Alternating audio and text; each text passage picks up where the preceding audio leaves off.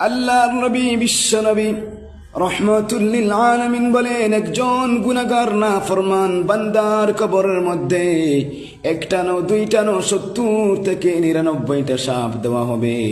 মায়ার নবী যখন জাহান্নামের বয়ান করতেন, সাহাবায়ে কেরামরা জাহান্নামের বয়ান শুনিয়া মাটি বেহুশ হইয়া পড়ে যাইত।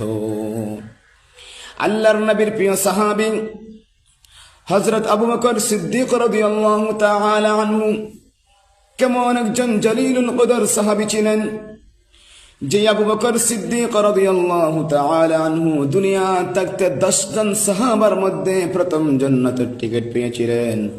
ওই আবু বকর সিদ্দিক রাদিয়াল্লাহু তাআলা আনহু ঈদের দিন সবাই খুশি করে আনন্দ করে, ঈদ মানে খুশি আনন্দ।